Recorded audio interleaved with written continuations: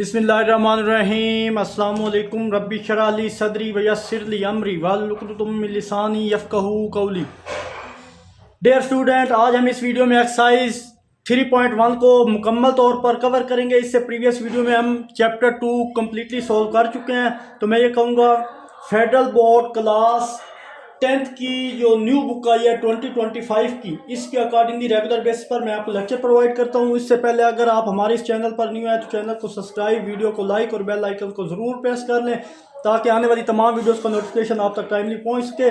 तो बिना किसी टाइम को वेस्ट के बगैर चलिए एक्सरसाइज 3.1 की तरफ। तो एक्सरसाइज 3.1 को सॉल्व करने से पहले हम इसके कुछ बेसिक इंट्रोडक्शन को सीखेंगे, 1 बाय 1 इनको समझेंगे और तब हम इसके क्वेश्चन को प्रॉपर सॉल्व करेंगे। तो हमारे पास फर्स्ट डेफिनेशन आ गई है मैट्रिसेस क्या होता है। ये आप ऑलरेडी पढ़ के आ चुके हैं। जिन्होंने 9th क्लास प्रीवियस ईयर में मोस्टली ये आपने किया था पंजाब की जो बुक है उसका चैप्टर 1, जिन्होंने प्री 9th में वो बुक्स पढ़ी थी, बट 9 में बुक्स चेंज हो गई थी फेडरल की, तो वो ऑलरेडी इस चैप्टर से अच्छे से जान पहचान है उन स्टूडेंट्स की।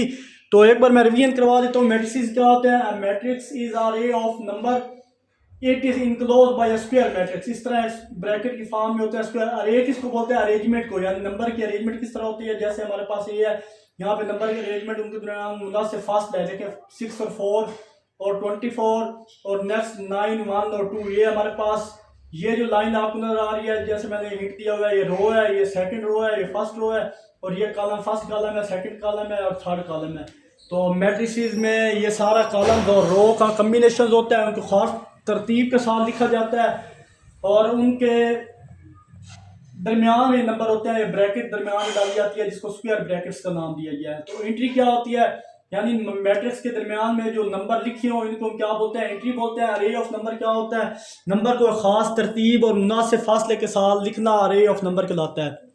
उसके बाद रो क्या होती है आपके पास, रो कतार को बोलते हैं। In matrix all entries presented by a horizontal way.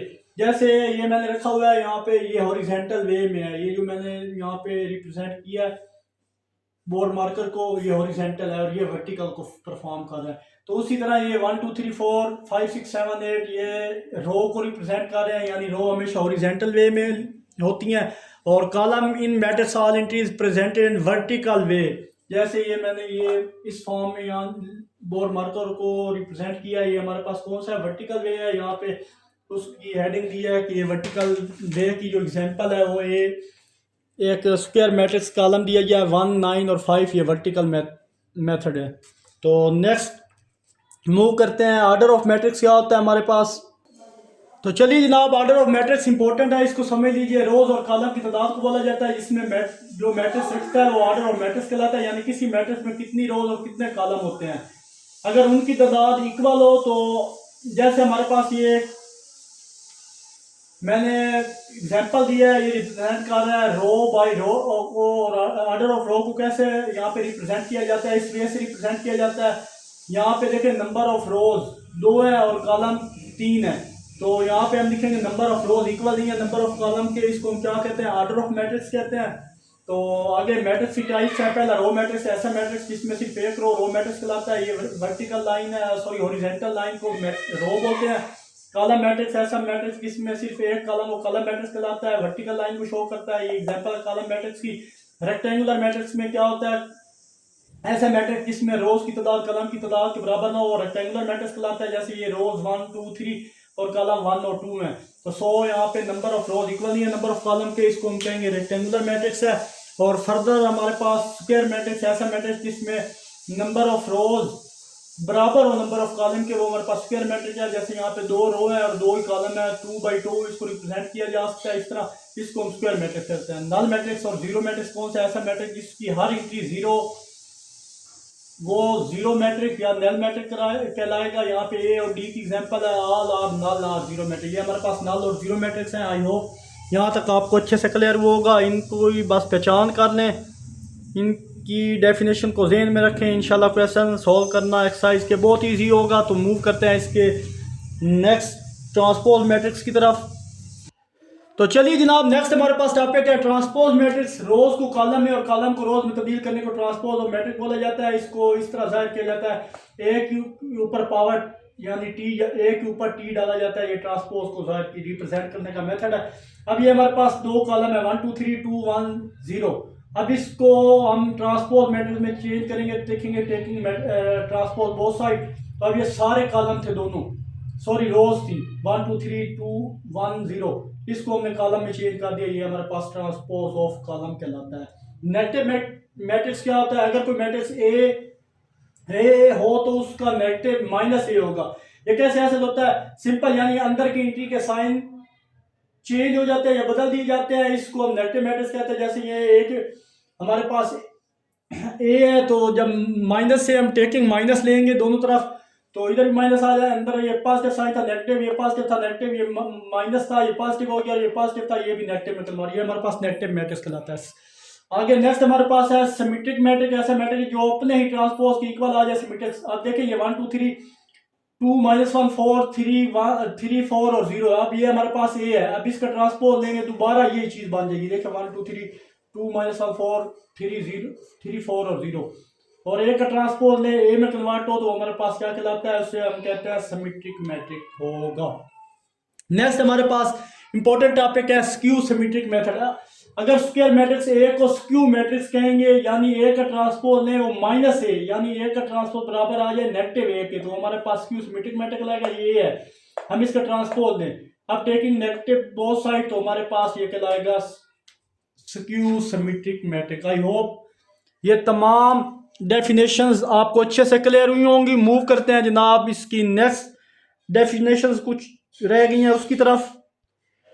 Next दो इंपॉर्टेंट टॉपिक हैं जिसमें डायगोनल मैट्रिक्स है, यानी स्क्वायर मैट्रिक्स ए को डायगोनल मैट्रिक्स कहेंगे अगर कम से कम इसके डायगोनल की एक एंट्री 0 ना हो, नॉन जीरो डायगोनल एंट्री होनी चाहिए। जैसे हमारे पास ये देखें, ये फुल कोई भी, ये 1 0 0 0 2 0 0 0 3, मतलब किसी में भी कोई यहाँ पे रो ऐसी नहीं है जो मुकम्मल तौर पर 0। जैसे उसने बोला एक एंट्री 0 ना हो, तो यहाँ पे देखें फर्स्ट रो में कोई एंट्री 0 नहीं है, सेकंड रो में कोई एंट्री 0 नहीं है, थर्ड रो में कोई एंट्री 0 नहीं है। इसकी देखें diagonal entry non zero entry होनी चाहिए। देख तमाम डायगोनल एंट्री जो है नॉन जीरो है, 1 2 3 नॉन जीरो है। नॉन जीरो एंट्री और जीरो, जो जीरो की अलावा एंट्री वो भी यहाँ पे क्या होनी चाहिए? 0 है। देखिए 1, उसके बाद 0 0, 2 के बाद ये 2 0 है, 3 के बाद ये 2 0 0 है। यहाँ कम से कम एक एंट्री 0 ना हो, मतलब नॉन जीरो। सेकंड कंडीशन यहाँ पूरी हो रही है, सब एंट्री 0 है। तो कंडीशन इसकी क्या होती है? डायगोनल की, डायगोनल एंट्री में कम से कम एक एंट्री 0 नहीं होनी चाहिए, यानी कोई नंबर मतलब नॉन जीरो हो। और सेकंड कंडीशन है नॉन जीरो एंट्री 0 होनी चाहिए, यानी सारी की सारी 0 होनी चाहिए। स्केलर मैट्रिक्स क्या होता है? डायगोनल मैट्रिक्स का स्केलर मैट्रिक्स हो गया, तमाम डायगोनल एंट्री सेम होंगी, ये बराबर होंगी और नॉन जीरो होंगी, मतलब 0 ना हो। अब देखें यहाँ 2 0 0 0 2 0 0 0 2, या इस 2 की जगह के लिखें तो यहाँ 2 तमाम एंट्री में क्या है? सेम है, मतलब 0 नहीं है। तो क्या के ग्रेटर देन इक्वल टू 2, और यहाँ पे 1 नहीं होना चाहिए। और लास्ट हमारे पास है आइडेंटिटी मैट्रिक्स। डायगोनल मैट्रिक्स को आइडेंटिटी मैट्रिक्स या यूनिट मैट्रिक्स कहेंगे अगर तमाम डायगोनल एंट्री 1 होगी, है डायगोनल की तमाम एंट्री 1 1 है, इसको हम यूनिट या आइडेंटिटी मैट्रिक्स कहेंगे। अब इसके बाद हमारे पास इक्वल मैट्रिक्स है। इक्वल मैट्रिक्स क्या होता है? फर्ज करें हमारे पास दो मैट्रिक्स ए और बी हैं, तो ए मैट्रिक्स इस वक्त तक बी मैट्रिक्स के बराबर होगा अगर ये दो कंडीशन मुकम्मल तौर पर सेटिस्फाई होंगी।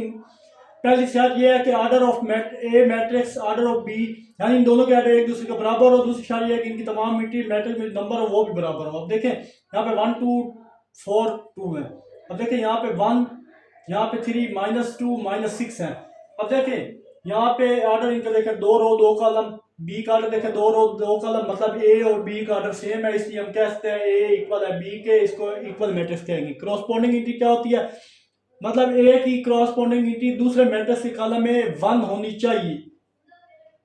अगर 1 की क्रॉसपोंडिंग एंट्री दूसरे मैट्रिक्स के कॉलम में भी 1 होनी चाहिए, मतलब जिस जगह पर एक मैट्रिक्स में कोई चीज या नंबर है दूसरे मैट्रिक्स में वही चीज या नंबर उसी जगह पर हो तो उसके साथ इसका लिंक बनाया जा सके, इसे हम क्या बोलते हैं? क्रॉसपोंडिंग एंट्री कहते हैं। आई होप ये तमाम चीजें आपको अच्छे से क्लियर हुई होंगी। तो मूव करते हैं हम एक्सरसाइज 3.1 की तरफ, तो सारी चीजें आपको क्लियर हो जाएंगी वहाँ। तो चलिए जनाब, हमारे पास एक्सरसाइज 3.1 के क्वेश्चन 1 है, जिसमें बोला जा रहा है right the number of rose and column and order of matrix. तो हमें दो मैट्रिक्स दिए गए हैं और बोला जा रहा है कि इनको चेक करें कि ये बराबर हैं या नहीं है। नेक्स्ट क्वेश्चन बोला जा रहा है कि आप मैट्रिक्स इन मैट्रिक्स में नंबर ऑफ रोज और नंबर ऑफ कॉलम आपने बताने हैं और उनके ऑर्डर भी हमें बताने हैं कि वो ऑर्डर कौन से हैं। तो हमारे पास ए पार्ट में गिवन है, तो यहाँ अगर देखें तो रोज की बात करें तो इसमें हमारे पास एक रो है। कॉलम की बात करें तो हमारे पास यहाँ पे दो कॉलम है, देखें ये एक कॉलम है, ये दो कॉलम। और अगर इनके ऑर्डर की बात करें तो वो हमारे पास है जनाब 1/2। कैसे? 1 रो है और एक, ये देखें ना, देखा जाए तो ये पूरी एक रो है। तो ये C1 और ये C2 दो कॉलम है, एक रो और दो कॉलम है। तो इनका ऑर्डर भी यहाँ पे उन्होंने बोला था आप बताएं, तो वो भी मैंने यहाँ पे आपको बता दिया। आई होप ये क्वेश्चन आपको अच्छे से क्लियर हुआ होगा। तो मूव करते हैं जनाब इसके नेक्स्ट पार्ट बी की तरफ। सो सिंपल और ईजी है वो भी। तो बी पार्ट में हमें बोला जा रहा है a+5 0 और नेक्स्ट ये 0 है और यहाँ पे d+5 है। तो इसमें भी पूछा जा रहा है इनका ऑर्डर क्या है, आपने नंबर ऑफ रोज और कॉलम्स की तादाद बतानी है। और ये भी है, सॉल्व करते हैं, इसको भी बताते हैं। तो फर्स्ट ऑफ ऑल यहाँ पे रोज देखें तो 2 रो हैं और कॉलम देखें, कॉलम भी हमारे पास 2 हैं, ये एक ये 2। ऑर्डर अगर देखें तो हमारे पास है 2/2, 2 रो है और 2 ही कॉलम है। तो मतलब यहाँ पे ये क्वेश्चन भी क्लियर हुआ है आपका। तो मूव करते हैं जनाब इसके नेक्स्ट पार्ट सी की तरफ। तो सी पार्ट में बोला जा रहा है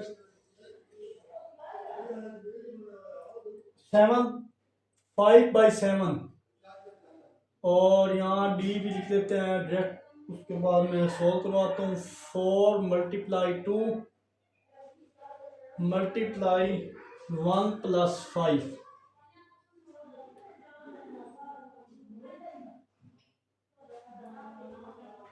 ये चीज, तो इसको भी सॉल्व कर लेते हैं दोनों को इकट्ठा।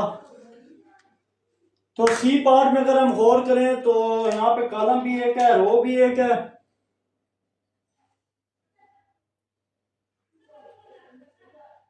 कॉलम 1 रो 1, और अगर इनका ऑर्डर देखें तो वो हमारे पास 1/1 है।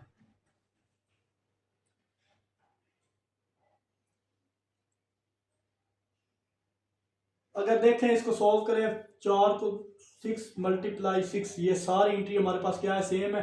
देखो 4 2 बार 4 में 2 सॉरी ऐड हो रहा है, प्लस मल्टीप्लाई नहीं हो रहा। तो 4 में 2 ऐड करें 6 और 5 में 1 ऐड करो ये 6 + 6 मतलब ये एंट्री एक ही है। तो फर्दर सॉल्व करें तो हमारे पास 36 है। अब इसका हमने बताना है ऑर्डर क्या है और रोज की तादाद क्या है, कॉलम। तो रोज यहाँ पे आपको नजर आ रही है एक है, कॉलम भी यहाँ पे एक ही है और इनका जो ऑर्डर है वो भी 1/1 है। तो आई होप क्वेश्चन 1 आपको अच्छे से क्लियर हुआ होगा। तो मूव करते हैं जनाब इसके क्वेश्चन 2 की तरफ। तो चलिए जनाब, ए पार्ट में हमें दो मैट्रिक्स दिए गए हैं, 1001 √25 -√25 और √25 divided by 5 √16 divided by 5 square root में 16 -16। तो इसमें दो कंडीशन को चेक किया जाता है। उसने बोला है कि यहाँ पे check whether the following pair of matrix are equal और नॉट इक्वल। हमें दो मैट्रिक्स दिए हैं और बोला जा रहा है कि इनको चेक करें और बताएं कि ये बराबर हैं दो मैट्रिक्स या नहीं है। तो चलिए जनाब इनको चेक करें। इसमें दो कंडीशन है, पहले इनका ऑर्डर देखना होता है, दूसरा क्या कि इनकी क्रॉसपोर्डिंग एंट्री बराबर है या नहीं है। तो चलिए जनाब इसको सॉल्व करके देखते हैं। 1001, इसको मैंने ए और बी का नाम दिया, इसको सॉल्व करें। 25 - 25 डायरेक्ट ये 0 हो जाएगा, ये 25 का स्क्वायर रूट 5 और ऊपर भी 5 है नीचे 5 है, तो ये कट के क्या हो जाएंगे 1 हो जाएंगे। और यहाँ पे नीचे भी स्क्वायर रूट 16, 4 का स्क्वायर 4/4 वो भी 1 आ गया और ये 0 आ गया। तो इसको सॉल्व करने के बाद ये बी भी हमारे पास आ चुका है, ए बी आ गया है हमारे पास। अब क्या करेंगे, इनका ऑर्डर देखेंगे।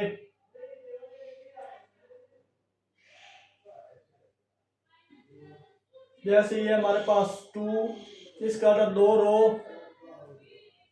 रो 2 कॉलम है। और यहाँ पे अगर देखें 2/2, यहाँ क्रॉस कोडिंग एंट्री आपस में इक्वल नहीं है। देखें यहाँ पे 1 है तो यहाँ भी 1 होना चाहिए था, यहाँ 0 है यहाँ 0 होना चाहिए, यहाँ 0 था यहाँ भी 0 होना चाहिए था, यहाँ 1 था वो यहाँ भी 1 होना चाहिए था, बट यहाँ पे क्रॉस कोडिंग एंट्री सेम नहीं है। तो हम यहाँ पे कह देंगे कि ए इक्वल नहीं है। एक कंडीशन पूरी हो रही थी बट दूसरी कंडीशन यहाँ पे पूरी नहीं हो रही थी, तो हम कह देंगे so it is not equal, ये हमारे पास इक्वल नहीं है। तो बी पार्ट की तरफ मूव करें। बी में बोला जा रहा है जनाब 1 2 3, 1 + 2 + 3। इसको हम सॉल्व करेंगे। यहाँ पर 1 2 3 है, इन तीनों ऐड हो रहे हैं, तो सिंप्लीफाई करके हम इसको भी देख लेते हैं इसका क्या आंसर आता है।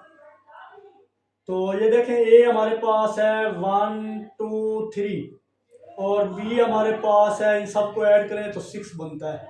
तो इनके ऑर्डर और सारा चेक करते हैं वो सेम है या नहीं है। तो देखिए ए हमारे पास है, उसकी जो उल्टी है वो है, इस ए की बात कर रहा हूँ, 1/3, 1 रो है 3 कॉलम है। और नेक्स्ट जो बी की एंट्री थी ये मैं वैसे ही ऊपर ये लिख रहा हूँ, और यहाँ पे जो बी की एंट्री थी हमारे पास उसकी आ रही है, ये एंट्री बी की है, तो 1 रो 1/1 है। तो यहाँ भी क्रॉसपोंडिंग एंट्री दूसरे के बराबर नहीं है, दूसरा इनके ऑर्डर भी सेम नहीं है, तो हम कह देंगे ए इक्वल नहीं है बी के। जब ये इक्वल नहीं है so it is not equal, तो ये बराबर भी नहीं है। तो मूव करते हैं जनाब इसके पार्ट सी की तरफ। तो सी पार्ट भी सिंपल और इजी सा है। इसमें बोला जा रहा है 1/2, दूसरे मैट्रिक्स में 1 और ये 2 है। तो इसको भी देखते हैं सोल्व करने के बाद कि इसका क्या आंसर आता है। तो देखें ये हमारे पास ए मैट्रिक्स है 1/2 और ये हमारे पास बी मैट्रिक्स है 1 और ये 2। तो इनका ऑर्डर देखते हैं, ये हमारे पास 1/1 सेम, देखें एक की रो है और एक ही कॉलम है। और बी का ऑर्डर अगर देखें तो वो हमारे पास 2/1 है, 2 रो है और एक कॉलम है। सो यहाँ हम कह देंगे सो ए इक्वल नहीं है बी के, क्रॉसपोंडिंग एंट्री भी डिफरेंट है, तो यहाँ हम बोलेंगे so it is not equal, ये भी इक्वल आपस में नहीं है। तो मूव करते हैं जनाब इसके फाइनल और लास्ट पार्ट की तरफ, जो यहाँ पे गिवन है डी 1 + 0, यहाँ पे है 0 + 0, यहाँ 0 + 0 और यहाँ पे है जनाब 1 - 0। ये हमारे पास एक मैट्रिक्स है। और नेक्स्ट जो मैट्रिक्स है वो भी आप देख लें, वो हमारे पास 25 डिवाइड और 5 × 5 / 25 और 3 × 0 / 7। और जो नेक्स्ट है हमारे पास 2 - 17 + 15 और ये 17 × 1/17। तो इसको जब सॉल्व करें, स्पेस यहाँ पे कम है, तो सॉल्व करने के बाद हमारे पास फाइनल यहाँ पे ए मैं दोबारा लिख रहा हूँ 1, ये 0 और यहाँ पे हमारे पास ये ए का मैट्रिक्स है। और यहाँ पे अगर मैं बी का मैट्रिक्स लिखूँ तो 5 5 × 25 25 25 से डिवाइड होगा तो 1 होगा, ये 0 होगा, नेक्स्ट वाला हमारे पास 0 होगा और 17 17 कट गया तो 1 बच गया, ये हमारे पास है। तो यहाँ अगर इन दोनों का ऑर्डर चेक करें तो 2/2 है, यहाँ भी 2/2 है, दोनों का आर्डर सेम है यहाँ पे। बट और इनकी क्रॉसपोंडिंग एंट्री वो भी सेम है, तो हम कह देंगे ए इक्वल किसके है, बी के। सो इट इज इक्वल, तो ये इक्वल हमारे पास है। आई होप स्टूडेंट क्वेश्चन 2 भी आपको अच्छे से क्लियर हुआ होगा। तो मूव करते हैं जनाब इसके नेक्स्ट क्वेश्चन 3 की तरफ। तो क्वेश्चन 3 भी बहुत इजी और सिंपल क्वेश्चन है। क्वेश्चन बोला जा रहा है कि 3 लोग हैदर, हसन और अहमद, इन्होंने 7 पॉइंट्स, 11 पॉइंट्स और 10 पॉइंट हासिल किए हैं एक मैथ के क्विज के अंदर, यानी मैथ का कोई कंपटीशन था उसके अंदर। आपने इस डाटा को रो मैट्रिक्स में और कॉलम मैट्रिक्स में क्या करना है, कन्वर्ट करना है। तो रो मैट्रिक्स क्या होती है आपके पास, मैंने आपको बताया था, रो मैट्रिक्स में हमारे पास एक रो होती है और कॉलम मैट्रिक्स में भी हमारे पास एक क्या होता है, कॉलम मैट्रिक्स होता है। फर्स्ट ऑफ ऑल हम इसको रो और कॉलम मैट्रिक्स में कन्वर्ट करें तो हमारे पास रो जनाब आएगी 7, 11, 10। ये हमारे पास रो में मैंने लिख दिया है। और यहाँ पे अगर कॉलम मैट्रिक्स में इसको लिखूं तो ये उसने बोला था इसको रो और कॉलम मैट्रिक्स में लिखो, तो यहाँ जनाब इसको मैं कॉलम मैट्रिक्स में लिख दिया है। तो ये इसने बोला था जो कि मैंने परफॉर्म करके बता दिया है। तो मूव करते हैं जनाब इसके नेक्स्ट क्वेश्चन 4 की तरफ। तो चलिए जनाब क्वेश्चन 4 में बोला जा रहा है, सारे क्वेश्चन मैंने यहाँ पे नोट डाउन कर दिए। Right most appropriate type of the matrix. तो क्वेश्चन 4 में हमें कुछ मैट्रिक्स यहाँ पे गिवन है और हमने इनकी टाइप्स बतानी है कि ये किस किस्म के मैट्रिक्स है। तो अगर यहाँ पे देखें, मैंने आपको बोला था कि यहाँ पे 1 1 के 5 5 हो, तो हम इसको क्या बोलेंगे, आइडेंटिफाई कर। जो बेसिक पिछले लेक्चर थे मैंने वो सारी डेफिनेशन आपको बताई थी, उसको देखें। तो ये स्केलर मैट्रिक्स है कि डायगोनल के अंदर सेम एंट्री है और बाकी क्या है, 0 है। यहाँ पे आप लिख लें it is scalar matrix, it is scalar matrix. ये स्केलर मैट्रिक्स है, बाकी तमाम एंट्री ये देखें 2 एंट्री सेम है, बाकी सारे 0 है। ये स्केलर मैट्रिक्स है हमारे पास। नेक्स्ट अगर देखें बी, तो बी में स्क्वायर मैट्रिक्स, इसका आर्डर 2/2 है, तो ये हमारे पास स्क्वायर मैट्रिक्स है। It is square matrix. कैसे स्क्वायर मैट्रिक्स है, इसके नंबर ऑफ रोज इक्वल किसके, नंबर ऑफ कॉलम के। देखें 2 रो है और 2 ही कॉलम है, तो ये हमारे पास स्क्वायर मैट्रिक्स कहलाएगा। सी में देखें 15/45 और 5/45, तो इसको सॉल्व करें तो 45/45 और वो इक्वल किसके होता है, वो 1 के इक्वल है। ये आइडेंटिटी यूनिट मैट्रिक्स, यहाँ पे लिखें इट इज यूनिट और आइडेंटिटी मैट्रिक्स। ये यूनिट और आइडेंटिटी मैट्रिक्स कहलाएगी। और नेक्स्ट हमारे पास 6 है। अगर देखें 625, यहाँ पे मैं लिखते हैं 625 का स्क्वायर रूट किसके इक्वल होता है, 25 के ही होता है। 25/25, 25 को डिवाइड करें 25 से तो 1 आएगा। तो अब इन दोनों को ऐड करें तो 32 - 32 और इनको सोल्व करें तो 19 - 19 और इस लास्ट को देखें तो 3/3, क्योंकि 9 का स्क्वायर रूट 3 होता है। फर्दर सिंप्लीफाई करें तो इधर ही सॉल्व कर लेते हैं। 32 - 32 क्या हो जाएगा, 0 हो जाएगा। ये भी 0 हो जाएगा, 0 और ये 1। ये हमारे पास सॉल्व करने के बाद इसका आंसर आया है। तो अगर देखें तो ये हमारे पास डायगोनल के अंदर सेम एंट्री क्या है, 1 1 आ रही है। तो ये हमारे पास यूनिट्स मैट्रिक्स कहलाएगा, यूनिट मैट्रिक्स। ये भी हमारे पास यूनिट मैट्रिक्स कहलाएगा। तो डी की तरफ मूव करते हैं। तो डी को सॉल्व करें तो 8 0 0 8। तो यहाँ भी सेम स्केलर मैट्रिक्स है जिसमें 1 हो वो हमेशा यूनिट्स, 1 के अलावा कोई भी नंबर हो, 2 3 4 5 6 7 8 कुछ भी हो, वो स्केलर मैट्रिक्स कहलाएगा। तो आई होप ये क्वेश्चन भी आपको अच्छे से क्लियर हुआ होगा। तो मूव करते हैं इसके क्वेश्चन नंबर 5 की तरफ। पेपर पॉइंट ऑफ व्यू की तरफ से इंपॉर्टेंट है।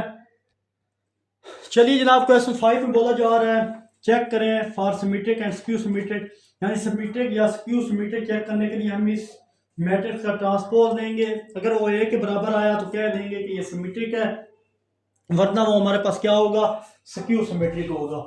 तो चलिए जनाब सपोज करें या लेट करें, लेट कर लें आप, ये ए हमारे पास 52329636 और 3। अब हम क्या करेंगे, ट्रांसपोज लेंगे, इसको इक्वेशन 1 का नाम देंगे टेकिंग ट्रांसपोज।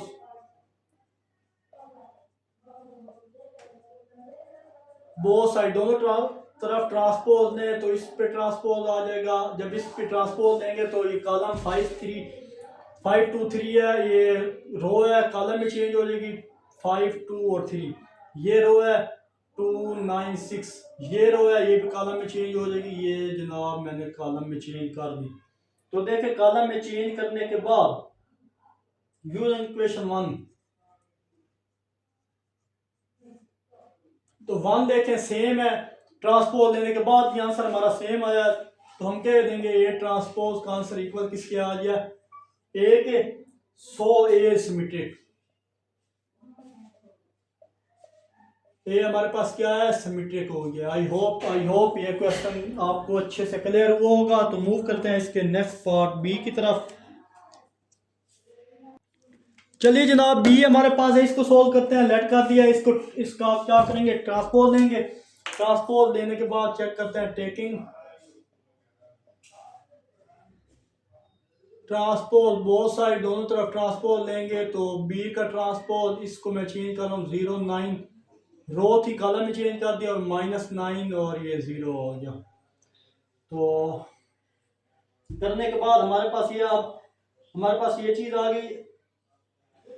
इसको ना दें आप, इस इक्वेशन 1 का नाम दें।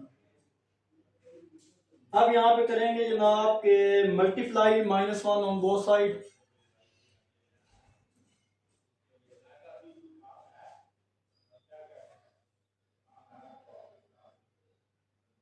तो ये हमारे पास आई, सॉल्व करने के बाद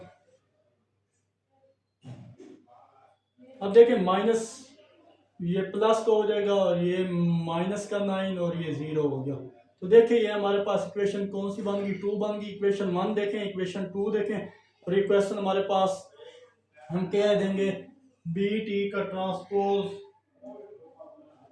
इक्वल आ चुका है जनाब -b के। तो ये चीज हमारे पास स्क्यू सिमेट्रिक कहलाती है। सो बी इज स्क्यू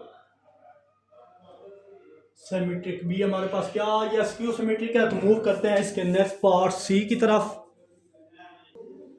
तो चलिए जनाब यहाँ हमारे पास सी था, इसका मैंने ट्रांसपोज लिया, रो थी उसको कॉलम में चेंज कर दिया। तो देखा जाए नंबर हमारे पास तमाम सेम आ चुके हैं, बट यहाँ पे साइन जो है, देखिए साइन तब्दील है। तो अब हम क्या करेंगे, मल्टीप्लाई -1 ऑन बोथ साइड। तो -ct इक्वल आ जाएगा 0 2 4 2 0 2। नेक्स्ट हमारे पास -4 -2 और 0। तो हम कह देंगे एस के ct इक्वल आ जाएगा -c के। तो hence c is skew symmetric, C हमारे पास स्क्यू सिमेट्रिक आ चुका है। तो मूव करते हैं जनाब इसके नेक्स्ट पार्ट डी की तरफ। तो डी हमें बोला जा रहा है 0 -7 7 और 0। तो इसको सॉल्व करें, लेट डी है इसका, ये समझिए हमारे पास डी है, टेकिंग ट्रांसपोज बोथ साइड। तो डी का ट्रांसपोज लें तो वो हमारे पास ये सारा जो रो आपको नजर आ रही है, इसको मैंने कॉलम में चेंज कर दिया है ये चीज। अब क्या करेंगे, इसको इक्वेशन 1 का नाम देनी। अब हम यहाँ पे जनाब -d लें, डी का माइनस लें, ये डी था ना, इसका माइनस लें। तो ये हमारे पास 0 7 7 0 आ जाएगा।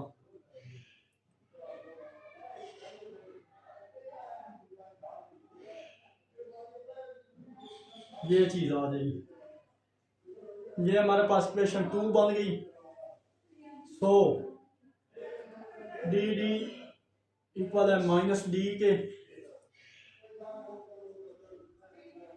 Hence D is skew symmetric. ये डी हमारे पास क्या आ चुका है, स्क्यू सिमेट्रिक। तो इस एक्सरसाइज का लास्ट पार्ट ई है, इसको देख लें। वो हमारे पास लेट कर देता हूँ इसको ई की डायरेक्ट।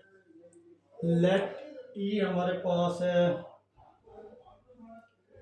0 -5 -5 और ये 0 आ गई। तो ई की पावर टी हमारे पास टेकिंग ट्रांसपोज लिख लीजिएगा। तो 0 -5 -5 और ये 0 है। इसका मैंने ट्रांसपोज ले लिया। तो आप देखें ई का ट्रांसपोज लिया, दोबारा ई में कन्वर्ट हो गया। सो ई का ट्रांसपोज इक्वल किसके आ गया, ई के आ गया। सो हम कह देंगे हेंस ई इज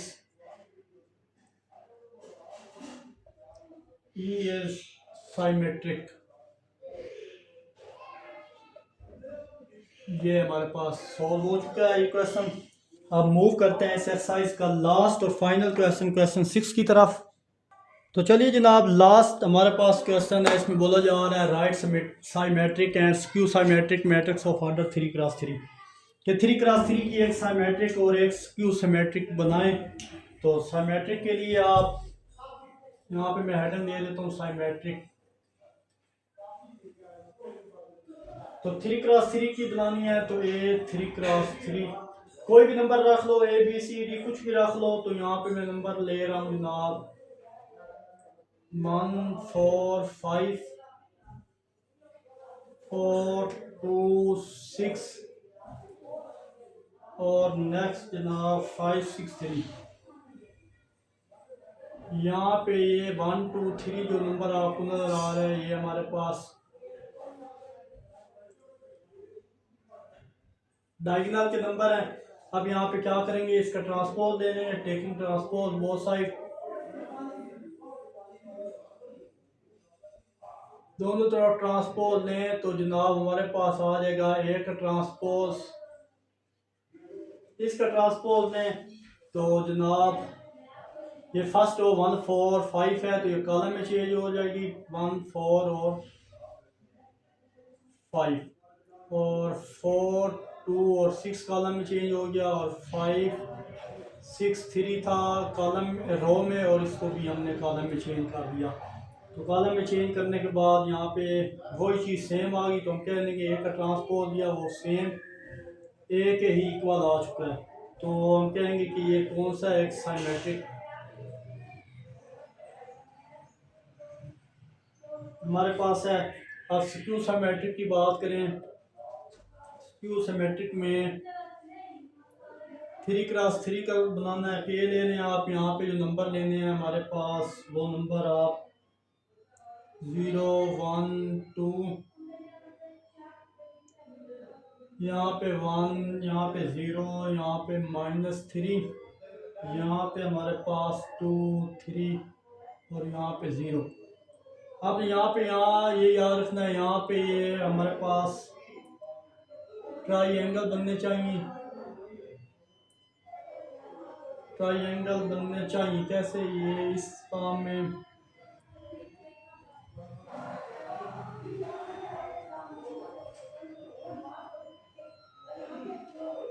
ये देखें, इस फॉर्म में ट्राइएंगल हमारे पास क्या बननी चाहिए। बस यहाँ पे मैं समझाने के लिए ये चीज़ लिखी है। आप यहाँ पे जो नंबर है हमारे पास वो 1 है, यहाँ पे -2 है, यहाँ पे -3 है और यहाँ पे 0 है, यहाँ पे 3 है।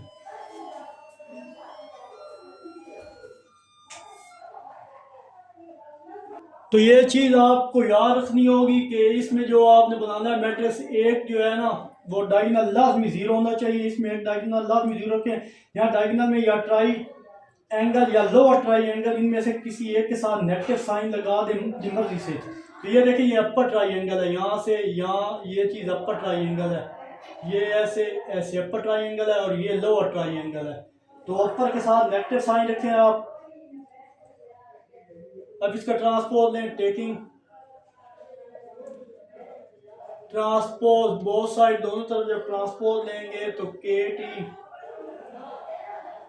0 1 -2 और ये 1 0 -3 और ये 2 3 और ये 0, इसमें चेंज होगा। अब ऊपर वाली वैल्यू से अगर हम कंपेयर करें इसको ऊपर वाली वैल्यू से तो देखें नंबर सारे सेम है। ये देखें 0 1 2 0 1 -2 है, 1 0 -3 तो 1 0 3 है, 2 3 0 यहाँ 2 -3 नंबर सारे सेम है, लेकिन फर्क यहाँ पे क्या आ रहा है, नेगेटिव साइन का आ रहा है। तो multiply -1 on both side, minus से मल्टीप्लाई करना है तो माइनस के को मैं कर दूंगा माइनस से मल्टीप्लाई, तो हमारे पास ये क्या आ जाएगा 0 1 2 -1 0 3 और यहाँ पे आ जाएगा जनाब -2